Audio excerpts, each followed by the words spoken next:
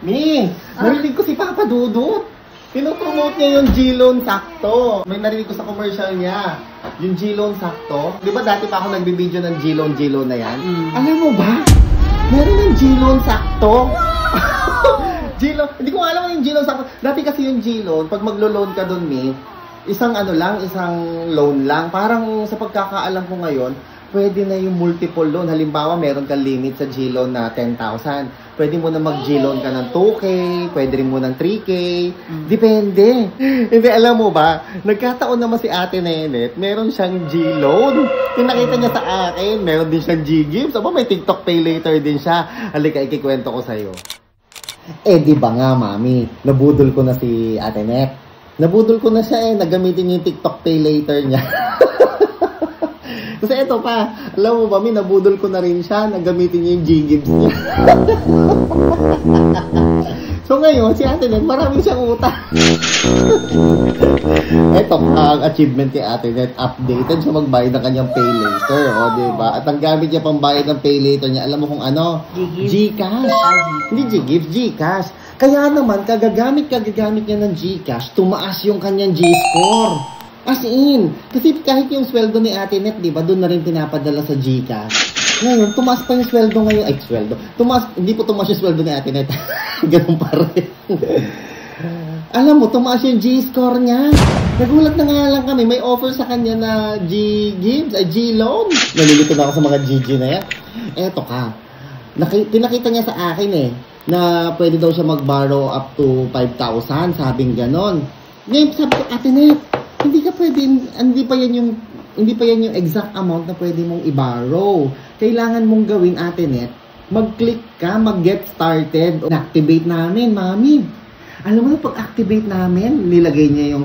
Madali lang kasi mag-activate ng G-Loan Sakto So, pagka meron ka ng offer, i-click mo lang yung G-Loan na yan, yung activate now, get started.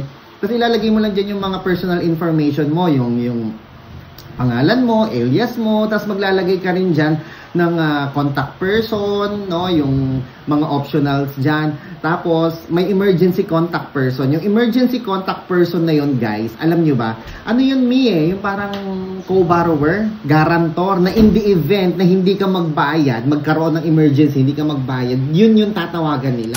So, ito po, no, sa 5,000, 9 months to pay at siyam na buwan babayaran 756 lang kada buwan. So afford po ito. Tapos ang purpose natin, pay bills, tapos summary. Ito ang loan amount 5,000. Meron pong 3% na processing fee o 150. So ang matatanggap na lamang natin ay 4,850. Get this loan. Pagkuha ng loan, so i-check niyo po yung inyong information details. Next. Okay, so dito ilalagay na yung iba pang details. Nickname, yan, palagay na lang Ate Net. Tignan mo ha, doon sa 5,000 niya na hiniram, meron lamang na 150 pesos na processing fee, Mami. Kamura! 150 lang yung processing fee ng 5,000. O, diba? Kasi ito ka, 9 months to pay. O, diba? So, talagang flexible siya. Kaya ang ganda talaga ng na to, features na to. Sabi ko, Ate Net, sige pa, Ate Net, utang ka.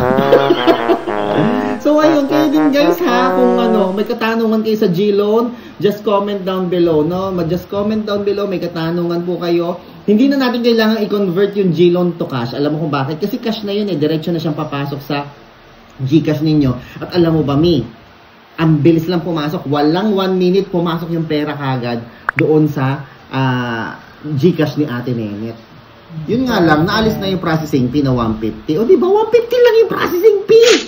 O, saan ka pa? Ang mura. Kaya tara, utang na.